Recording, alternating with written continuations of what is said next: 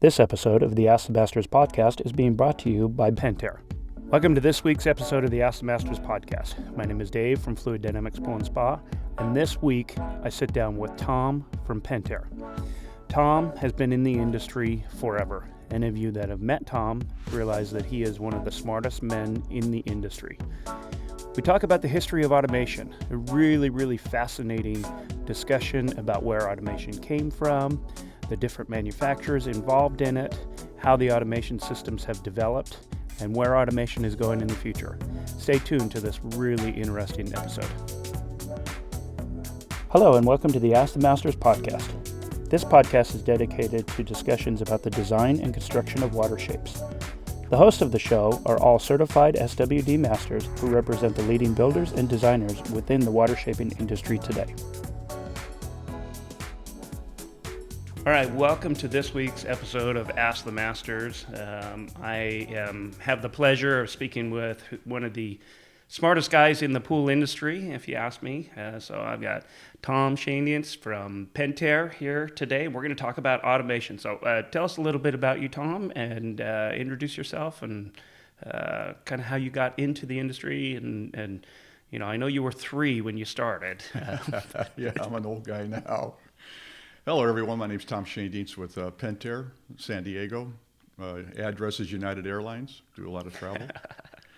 Started in the swimming pool business back in about 78 when I got to California in the early 70s from the state of Missouri. For those of you that don't know where that's at, it's Missouri. Got into the industry through solar. So we were a solar manufacturer of glass over copper and designing up systems where we would be a parasite off of that tank of energy through heat exchangers for domestic hot water, hydronic heating, baseboard, pools and spas, as well as domestic hot water. And we got into the pool business of putting solar panels on roofs and heating the pool. Cool. And that was in the old days when, you know, now we have the plastic exchangers and the tube exchangers, but that's the old days when you really got some real water temperature in those glass and copper pieces. You bet. Yeah, we were harvesting the BTUs at between 160 and 180 degrees, again, with being a parasite off of that body of water with the heat exchangers for all those various different heatings. So you've been a part of automation, really, I mean, since the get-go, because those are not dumb systems. You know, there's a piece of automation even in solar and all of that way back in the 70s. Boy, Dave, I tell you, that's very correct. As with the controllers back in those days for domestic hot water of those high temperatures, because anything above 104 degrees is considered to be high temperature, especially when you get to 130 to 180.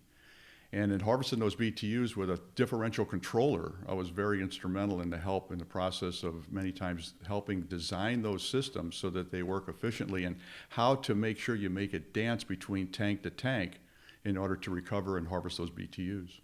Wow. So even back, you know, what's that, 40, 45 years ago, you're starting to play with automation. So let's talk a little bit about kind of the advent of automation and kind of the history of how, you know, you yourself personally, but then how that kind of grew into, you know, kind of the heyday that we're in right now. I mean, automation is really becoming pretty mainstream, and it's a good thing for the industry. But I want to learn, you know, where it all began and what was some of the impetus to get started. It's a great song, Where It All Began by the Eagles. So. Yeah, 1975 is when Peter Bayaca was a gentleman who brought automation into the swimming pool business, and he was able to escape Hungary at the time and got to Canada and then moved into San Jose, got to the United States, and was cleaning swimming pools while he was getting his engineering degree. Okay. Which was very cool back in those days. And what he saw was that you had to have 2 separate sets of equipment because there wasn't a 3-way valve made, which meant that you had to have gate valves, a lot of gate valves. And homeowners, when they have a little salt on the rim and lime on the edge, they would forget which ones to turn. And many times they would deadhead the pump. And of course, we understand what happens with that filter. It separates. And so That's when Peter came up with the idea of making a valve operator and designing it up, a three-way valve, in conjunction with a valve, with a three-way valve in order to move that water with one set of equipment. Yeah, I remember I started in service in early 90s, and at that point, we still had some of the 4 gate valves for backwashing DE filters, and even as a professional, doing it all the time, I had to actually think about it, and follow the path of water and everything. So I can only imagine the nightmares that had caused earlier. Sure, and at the time too, it was a lot of copper plumbing. Yeah. A lot of expensive valves. A lot of expensive valves, and then you look at the heaters they were all brick inside that heater, fire brick, so it absorbed that heat. So when you turn the pump off, then wired away, that heat would migrate down the pipe and it would melt things if you had PVC. And many folks were starting to move to that at the time. So with the control system, it helped manage all of those different resources, so we didn't have those problems with the after effects of the pump doing damage. It would be knocking and it would be spitting and carrying on like those heaters did back in those days. Sure. So really, automation started with the advent of the three-way valve. I mean, that was the first foray into what we would consider automation these days. Yeah, I guess we could say that. But before that, the automation was a you-go. Because come springtime, you go to the circuit breaker box, turn on the breaker for the pump, and you turned it off at Labor Day. Wow. So yeah, and that was back in the days. That was when that's the way it was done. Some places in the United States, it's still done that way. Yeah. I remember. I know in the California code book, one of the things in California we have to do is you have to have a timing mechanism. I remember reading that and thinking, I've been in the industry a while. I don't. that just seems second nature to me. So really, three-way valves and the advent of the timer was the initial. The old yellow Intermatic timer that we all are so familiar with. Grew up on that. Yep. Yep. That was the beginning of automation and how far we've come. So let's talk a little bit about how did we get from the three-way valve and then the Chardonnay actuators, and then really everything just started to get more complex. And was it more consumer driven in that the consumers wanted more freedom, or was it just a bunch of you engineers getting around going, "Hey, I think we could do something cool here"? Or was it a little bit of both? The latter is the fact. It was so hard in those days to have builders embrace technology. They still wanted to go out there and start their car up, cranking it. Sure. They did. It was very difficult for them to even fathom the whole idea about flip-flop or microprocessor technology in order to transmit a signal from one end of the house all the way out low voltage to the other, out to the equipment pad in order to turn things on and off. They just didn't want anything to do with that. All they saw that this is going to be this problem, this is going to be this problem, who's going to do this, and they just pushed back on it. Yeah, we even see that today. You guys brought out the IntelliFlow pump. How many years has that been now? 12 years? 2005. 2005. So yeah, 14 years. And, I was one of the early adopters. Being in California, we pay so much for electricity here, so it made a lot of sense for me. But, I know that the industry as a whole really pushed back on that, and there's still some pockets of the industry that push back. It's just... Yeah, the implementation of technology it's game changing, and I know some of the newer systems coming out are really simplified down to try and get over some of those hurdles. But I think it's really one of the things that our industry needs to embrace a whole lot more. The world is moving to automation. You've got light switches, and you can go by your thermostat learns your when you come home and when to have the air conditioning turned up and down. It's all moving in that direction. The pool industry, it's already there with some of these advanced controllers, but the industry as a whole is not necessarily implementing as well as I would like to see. We sure did learn a lot at the very beginning of 2005 with that pump.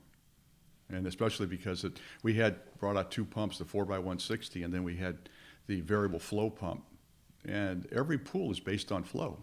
Mm-hmm. It's all based on the water going to vector of the cleaner, of the skimmer, And then the cleaner requires X amount of gallons per minute, the heater, water features. That was all based on flow. So that the industry had a hard time understanding going from RPMs to GPMs. Mm-hmm. And there was a lot of pushback. And the return on investment is something they had a hard time understanding, or the cost of doing nothing by using a magnet motor for the efficiencies of saving energy and slowing the water down. And that in those days, it was the biggest dilemma was that if you had a pool and a spa, you had a 2 horsepower pump on it. Sure. So now you're filtering the pool at a 2 horsepower pump when it only needed 32 to 35 gallons a minute. Yeah. That's where the variable speed or flow came into play. And for me, I grew up back east. I grew up in Buffalo. And so we had the Niagara River. And so electrical rates at least in and around Buffalo are nothing. And so what worked in California as far as talking about people about, where we pay 35, 50 cents a kilowatt hour for electricity, you put one of these pumps on and the ROI is pretty quick. And so that argument works for some markets, but a market like in Buffalo where they pay 2 cents a kilowatt hour, right, the ROI is crazy. But what I discovered after we put them in there is that everything gets so much better. The water quality, everything gets better when you slow that speed down. So not only are you saving electricity, which may or may not be a driver for people, the way I describe it to clients is if you take a hose and turn it on full blast and you put a rag over the top of it, if it's on full blast, you're blowing some of that water through the rag. But if you slow it down, the water just absorbs into the rag. And so that's always been a visual that's worked for me, and how it equates in a pool pump is if you're running full speed or too fast, you're pushing some of the dirt through the elements of the filter. And if you just slow it down, the filtration gets better, your water quality gets better, chemical dispersion gets better, everything just gets better. So it's game changing for the industry. Dave, you're spot on. I mean, the more the water is moving in the vessel, the cleaner and healthier the water. And one of the dilemmas that the industry had a hard time understanding was something called the affinity law. Mm-hmm. And when mathematics are applied, it does work. So by cubing the power in savings, you can run it longer at a lower RPM, keep the water moving so you don't have those dead spots so the water doesn't channel. If you slow the water down too much, you can channel that water where it does not mix up correctly in the vessel, so you keep that a good, clean, healthy, heated body of water. Sure. I think suction side cleaners help out with that a lot too. Just allowing the cleaner to move across the floor of the pool. Oh, yeah. But the other thing too that most people don't talk about is that, in a typical single speed pump situation, you have your pump running 6 hours a day. And for a time, even Southern California Edison, the electrical company, they were recommending a 6 hour a day turnover. Well, that leaves the pool running or sitting stagnant for 18 hours a day. And that's where a lot of the problems come in, as opposed to if we can stretch it out and run the pump 20 hours a day, you can actually save a little bit of electricity. The noise pollution is a huge thing. Just the ability to have it quieted down. You're not listening to the drone of a single speed pump. So that's, to me, that it's all encompassing, just that technology. Yeah, you figure back in '75 when Peter started Compool back in those days with the first automatic system out there where it controlled the pumps and the heaters and the valve operators and water features. There was a lot of changes between then and now. And you figured in those days that those motors, they were all open drip motors, which we still have today. And of course, an open drip motor, that's there for breathing. It's meant for venting because the motor gets hot. And heat is a byproduct of inefficiency. And that's what eats up a lot of electricity. You're not using it all to its full extent. So in those days, it was a lot of fun before the IntelliFlow pumps of just bringing technology into the business and having a lot of builders embrace it, but just as many of them were pushing back from it also. Today, it's just understood. Sure. You figure in 2003, there was PDAs, and that was a pretty advanced little product. But by 2007, when iPhones came out, 2007, 2008, that's when everything went vertical for the simple reason that people were forced into understanding technology. because that's where it was going. Everybody, no matter what your job was, if you were in an office, you had a computer. Yeah. So they had to start learning it. And then when they started learning the capabilities of it, what we started doing in 75, it finally caught up. And now it's pretty much an accepted thing that everybody wants to have that automation in their home in order to manage, especially for us, managing the resources of that pool. Now, here's a quick word from Pentair. We've recently come out with the Intellisense, which is kind of the heartbeat and the pulse of the future of the pool pad for the pool industry and for us as a company. Technology is changing, at a very rapid clip, probably faster now than it has in my lifetime for sure. And the challenge as a manufacturer with that is if you produce something today, tomorrow it may potentially be outdated. With the new controller that we have, it has the ability to push updates to it, similar to the apps on your iPhone or your Droid. Anytime there's an update to an app, it automatically pushes the latest software to it, so it's relevant to what's going on today. The Intellisense platform has the ability to do that as well. Probably the most innovative product in the pool industry since the variable speed pump. Yeah, we started using them early this year, early 2019, and we've got a few of them out there in the field. And just the user interface is amazing. The setup wizards, the fact that it's all completely simplified. You've made it. Automation used to be a bit cumbersome as far as getting it set up, and it used to be a real steep learning curve, especially starting to get real complex into macros and things like that. Screen logic was a great step in the direction of being able to bring that onto the desktop and simplify a lot of it. But it seems like that the Intellisense, it doesn't seem like the Intellisense is completely taken everything you guys have learned and integrated it into one touch screen out at the equipment pad, which is one of the things that I loved about the Easy Touch. The Easy Touch had the interface out at the pad, and you didn't have to have a mobile board that you plugged in, and the Intellisense is just taking it that next step. It's all touch screen. You have setup wizards. It walks you through the whole process of getting it up and running. It's really, in my mind, it's game changing for the industry. Well, and I would agree with that, not only because I've worked with Pentair, but in the years gone by, we've had the IntelliTouch and we have the Easy Touch, and our competitors have systems that are automation systems. And when something changes or there's a new product that's out there, your only option was to either update or replace some microchips on a board, or come out and do something called flash in the software.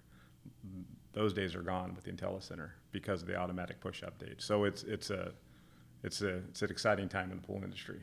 It is. It's because you're no longer purchasing a static piece of equipment. You're purchasing something that is going to grow with the technological advancements. Correct. Yeah, exactly. And let's talk a little bit about kind of what you guys are integrated into that. You've got the IntelliLevel now, you got IntelliCam, you've got, it's all coming under one umbrella, and it's all coming together with the Intellisense. So a lot of the devices that we've developed and are out today, like the IntelliLevel, is an automatic auto leveler for the pool that stands either on a static water line or on a suction side line, so it'll only feed water when the pump is not running.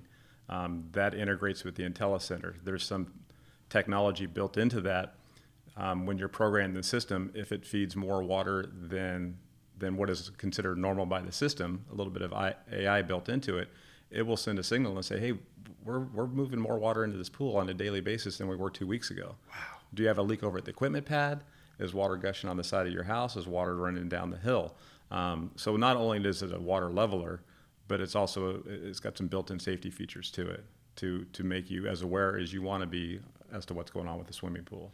Yeah, and IntelliTouch started playing around with that, with some of the alerts that it would send out for pump alerts and everything, and that seems to me to be kind of, as a builder that has to warranty it, and as the field guys that are servicing it, to be able to know before your client knows that something is happening, and to be able to get text alerts or email, you choose your interface. I mean, that's such a great advancement that I've really liked. Well, it's a game changer, and from the builder standpoint or from a service standpoint, it separates you from the competition out there, because you know that Ron Newman had a problem with his pool pump or his autofill before Ron Newman had a problem. So you already have a solution before I even know there's an issue. So that is one beautiful thing about the Screen Logic and the Intellicenter. It does have built-in safety email alerts where it can email out if there's a problem with an Intella level. In the future, if there's a problem with a valve actuator, there'll be an alert for that.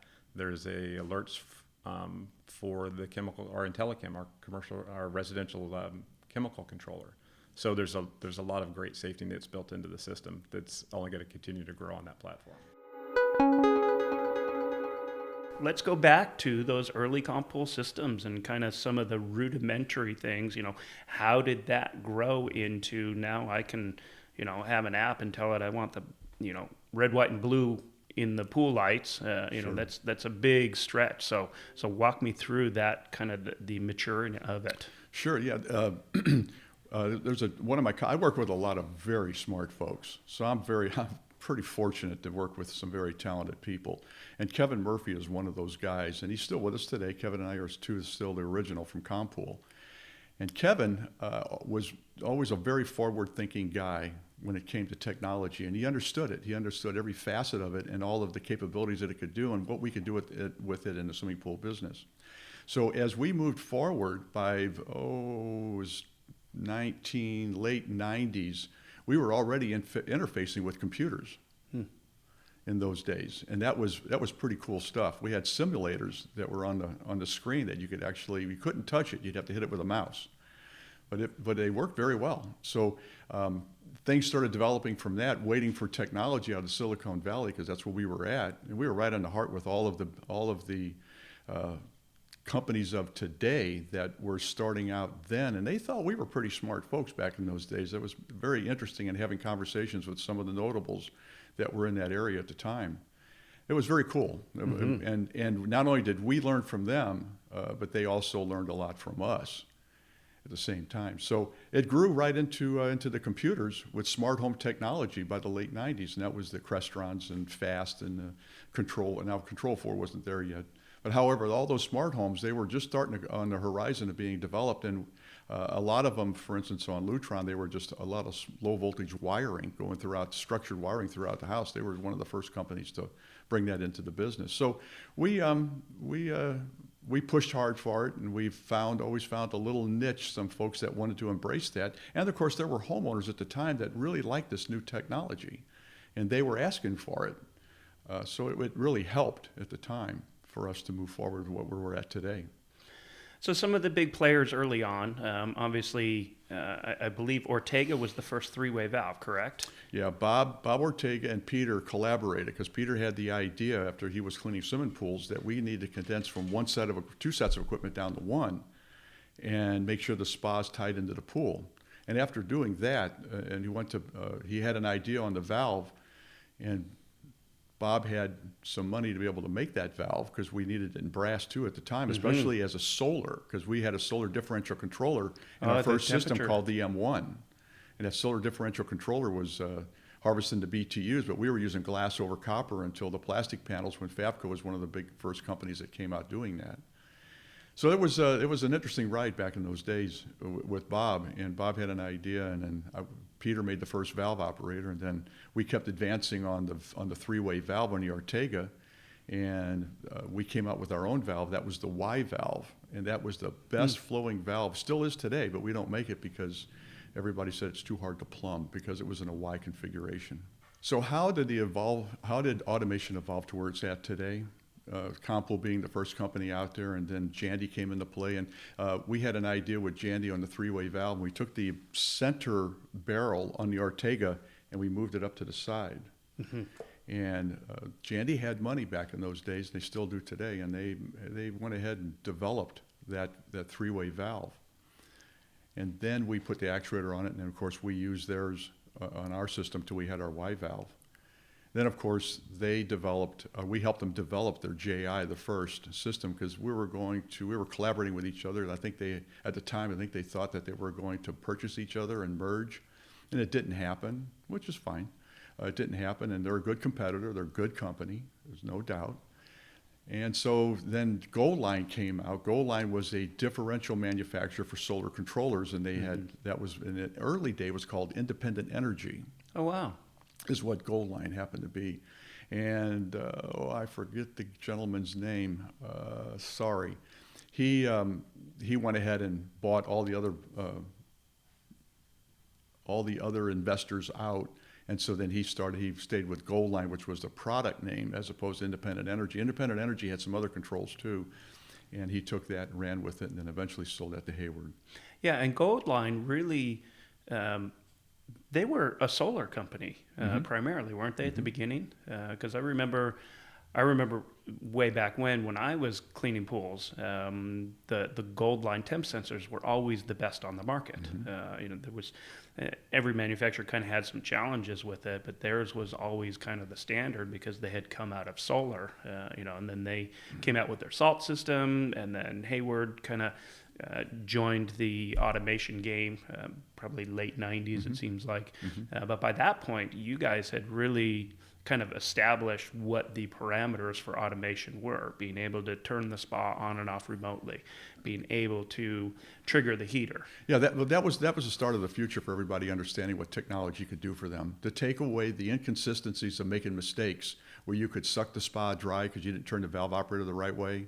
You had to go back and put your wet hands in a time clock that had that card that's supposed to protect the line and the load on it. And of course, we had the black widows in there, and you got the spiders and the snakes and everything else that's out there behind the scenes. It took all that away from the problem of making. We owned all the patents in the industry back in '75, so all those patents Peter had applied for that were very instrumental in having a good, clean, healthy body of water and making it safe so that the pump would run longer once the spa shut off, so that we didn't have that heater and the heat migrating back down the pipe and melting the backwash valve on the DE filters. So those things were very important back in the day, and they're still being used today. That same footprint, the same understanding of how the hydraulics, because after the three-way valve was made, we taught the industry how to truly hydraulically plumb a pool. And we were talking about two-speed pumps back in those days and encouraging for energy efficiencies, even though no one really cared about energy efficiencies back then, because you would start in the spring of the year and turn the breaker on for the pump and turn it off at the fall of the year and Memorial Day, or Labor Day, excuse me. So it was a long, hard pull to get the industry to embrace it, because many of the service people they thought it was going to take business away from them. Just like with cleaners and with salt chlorine generators, many of them back in those days thought, no, I'm not putting that in. I'll lose my job. Sure. And they didn't realize and understand that there's a lot of opportunities and synergies to help maintain that vessel, because it's going to be required. Yeah.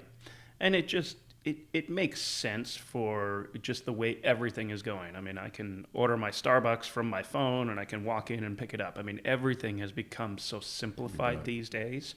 And the ability to now program different speeds. That I love that with the automation. I can say, okay, my spa needs to run at 3,000 RPMs and my cleaner mode cycle needs to run at 2,200, but I can run at 1,750, for 20 hours a day, and keep the pool clean. So it's that ability to not have to be doing complex programming out at the pump. And there's not even all the pumps on the market have that ability to have that kind of complexity.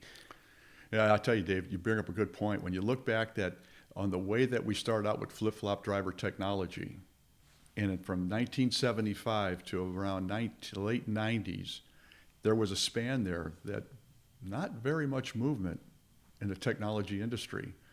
And then by 2000 and 2007, actually, it just went vertical. And when it did that, now the technology is moving fast so quickly that as a manufacturer, it's hard. You put a stake in the ground here, and past, present, and future, there goes the future. There goes the future. There it goes. The future goes by so fast now that it's in the past immediately. And to keep up with the technology today, especially where it's going for the future, because if you think that these cell phones that we're using today are going to be what we're going to be using in the next 10 years, rethink that, folks. everything is becoming so personalized, and I can make it exactly how I want it. And that's what the consumers are demanding as well. The consumer wants to be able to do all of this. What I used to finally call Butler in a Box, which is the voice recognition systems, that's all reality now. As soon as the Amazon came on board, we jumped on that right away, just like we did with the iPhones, and started moving forward with that kind of technology, because that's where it's actually heading at. However, the other one is with the eyeball, and that's where things will change dramatically with that. And then, of course, the interactive touch between that gray matter between your ears, and then thinking what is it you want to do in the future. That's where it's ultimately heading. Sure. And where do you see, so if you were to define the broad industry of automation, where are we at right now? Because I feel like we're the last even 12 months or so, we've really kind of changed and joined a new reality. And so where do you see where we're at, and where are you looking 10 years down the road? What are you excited for coming up? Well, again, back in '75, those were the baby steps. We were crawlers. We got to the curtain climbing stage, and sometimes I think we're still there. We're still trying to climb up into that curtain and stand up. Now, we're in a marathon for sure, so we are moving forward. And again, the dilemma is that we're in a swimming pool business, which make things a little bit on the tough part, because not the three big manufacturers are not going to sell. We're not selling tens of thousands of a widget a day. Right.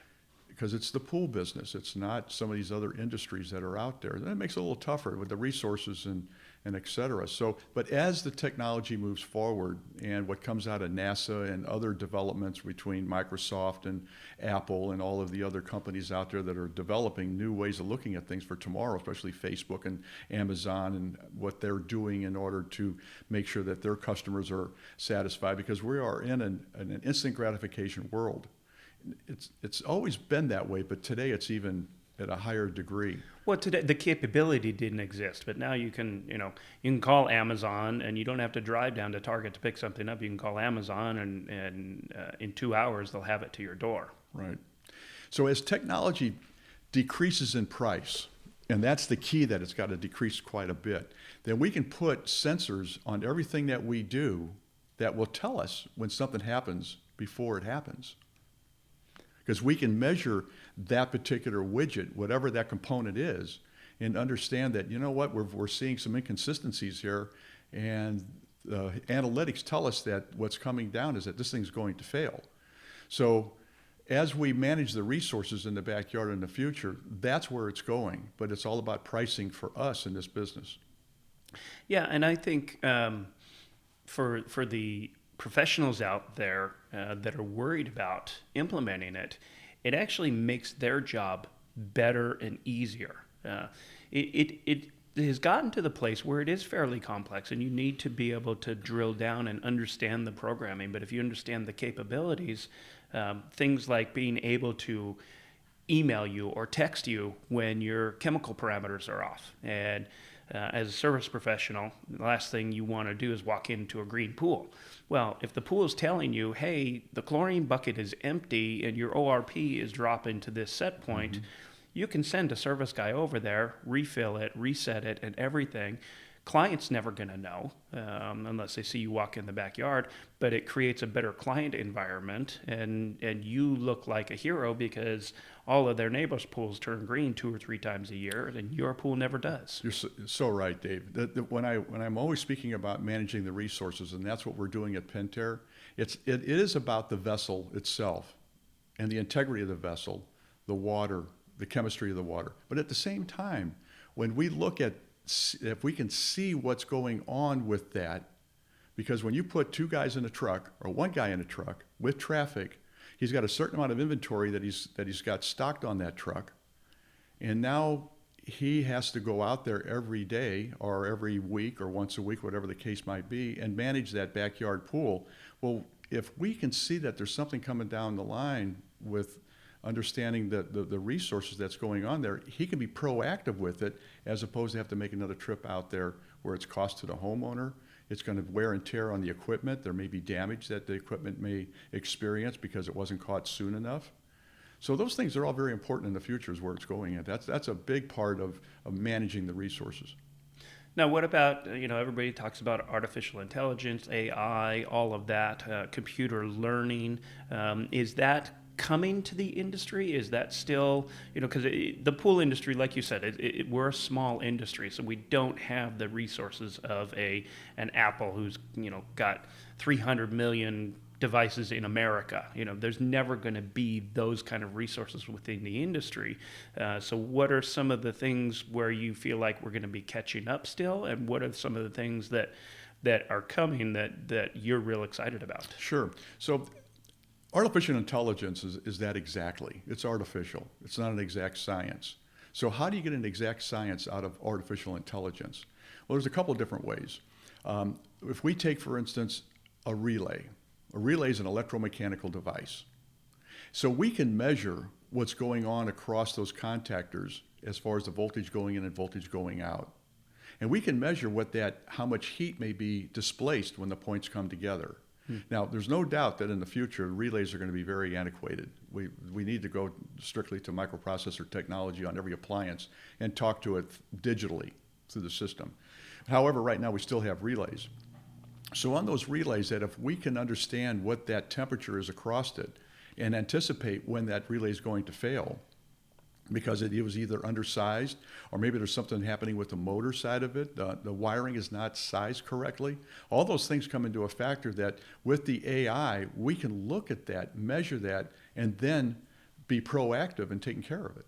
Sure. Yeah, send the alert out to the service guy, and that service guy may not even necessarily know, and it takes some of the mistrust that clients have as well. If the service guy can say, hey, here's your device is telling me that this needs to be replaced, it's not the service guy, homeowner saying, well, I think you just need to make an extra buck this week. Well, no, your device is telling me. That's correct. Our Intellikinect, it's a very entry-level product made for a single body of water. It doesn't rotate valve operators, but it's made for managing that backyard from a homeowner's app on their cell phone.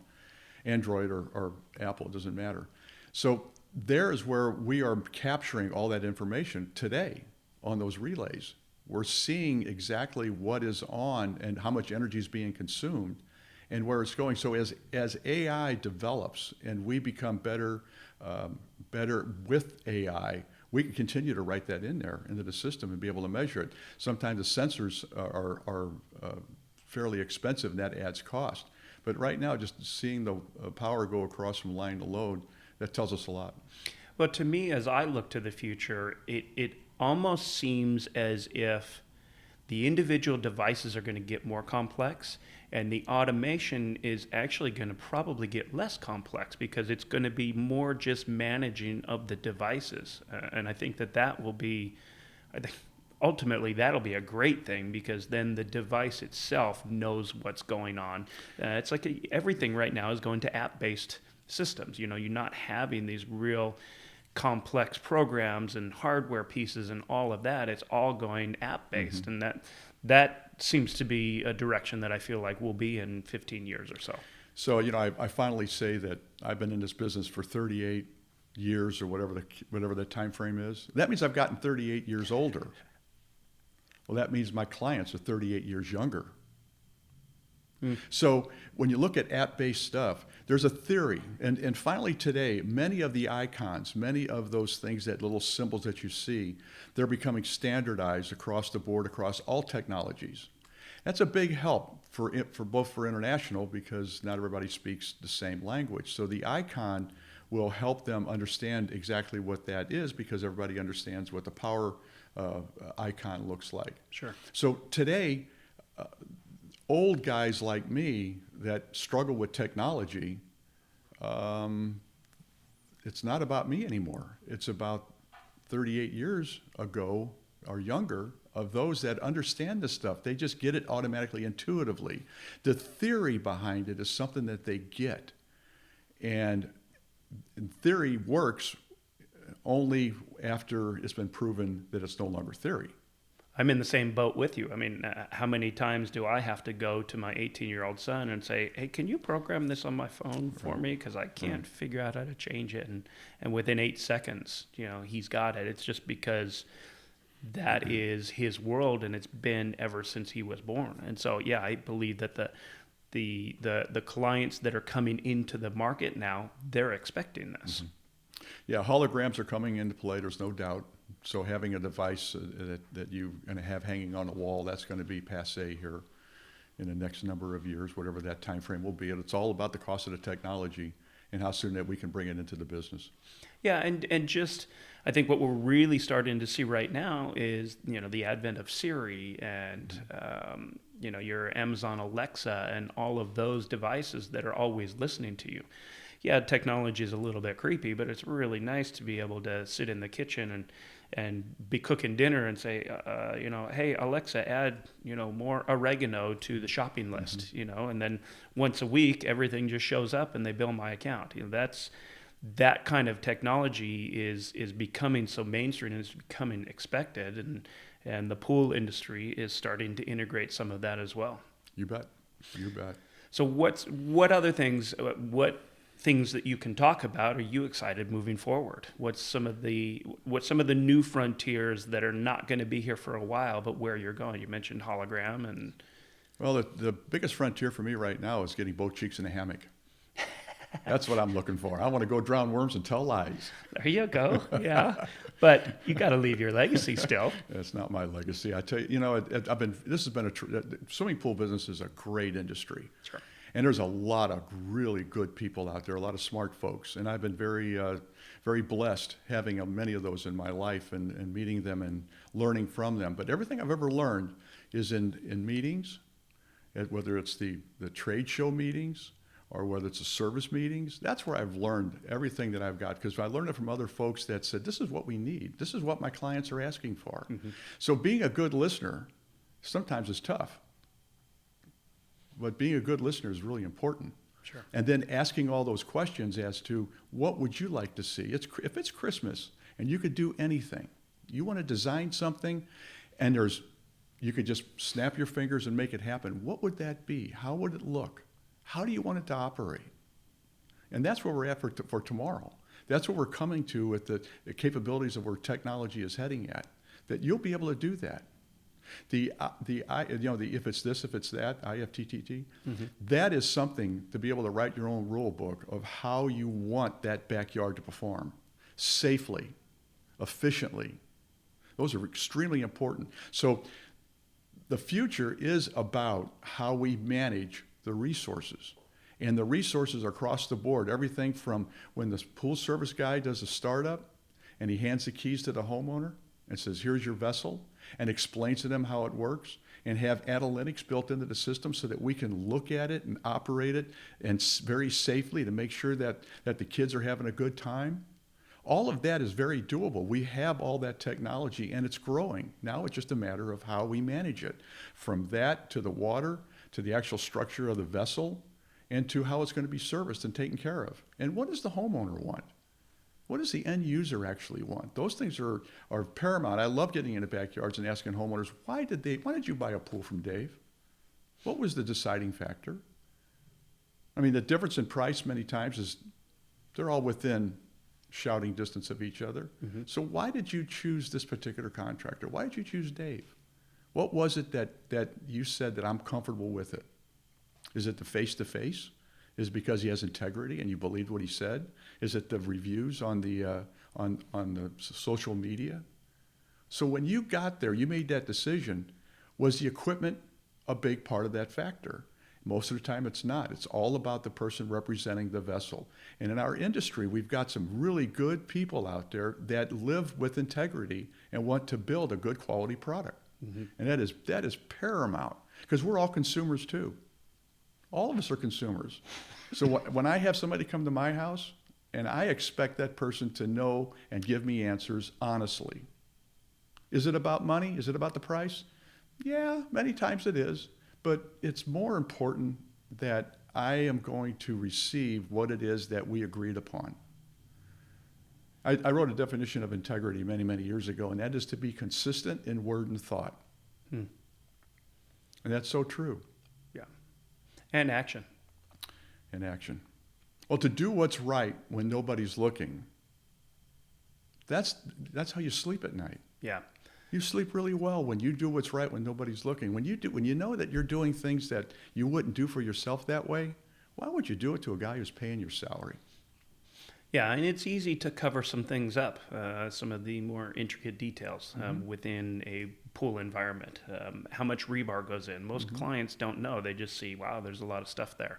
And so there's ways to cut those corners that get literally buried in concrete and never to be seen again until they break. You bet. Yeah. So I am very excited to see where automation continues to go. The ability, that's exciting for me to hear, that the ability to completely customize it to exactly whatever my personality wants, and my setup is going to look different than yours. It's going to look different than client X or client Y. That's really fun, and just the ability for the systems to be intuitive. Just simplicity of installation, but then also that they're able to self-monitor. I mean, that's so great to hear that that's coming and it's on the forefront. And the interactive touch from the homeowner to their backyard for that experience is paramount in the future. It is today, and water in transit, as you well know, being a Genesis member, as you well know, water in transit is something that homeowners love. Yep. There's nothing better than the soft sound of water trickling into a pool, as well as the kids enjoying and screaming and diving and laughing. Those things are memorable times, and memories are what we want, what we make, and that's what it's all about. As far as with that homeowner, that they have a good, clean, healthy, hot, heated body of water. Yeah, we sell experience, and to be able to have automation just enhance that experience is that's what I'm so excited about right now. Defying gravity is something we haven't figured out to do yet, but you watch. Well, I'm trying to figure out how to bend water and make it run uphill. Yeah, and that's you'd be surprised at what we're going to be able to do in the future, just because of what we can put in that water and how we can make it behave in a very particular way, depending on what that application or what we want to do and where we want it to go. There's a whole new frontier out there when it comes to with the technology of what's going on today, especially in NASA. And if you keep up with some of the TED Talks and what have you, I tell you what, the future is. I'm glad I'm kind of slowing down, because it's hurting my head because it's way above my pay grade. But it's fun. It is fun, and I'm sure you're not going to go too far. You may not be creating the future, but I have a feeling 10 or 15 years from now, you'll still know what's going on. We'll see. All right. Well, thank you so much for coming on today. You bet. Dave, it was a pleasure. Thanks a lot for having me here. It was a lot of fun, and really enjoy and look forward to doing more of these. Perfect. Thanks again. Thanks for listening to the Ask the Masters podcast, and don't forget to check out our Facebook page each week on Tuesdays for new episodes of the show. I also want to encourage you to stop by the Ask the Masters Facebook page and invite other like-minded individuals to join us there as well. Feel free to jump into the conversations and even post your own questions. We want to create a community which fosters learning and discovery for the betterment of us all. You can also subscribe to the podcast on iTunes, Google Play, and Spotify. Please be sure to subscribe and feel free to share.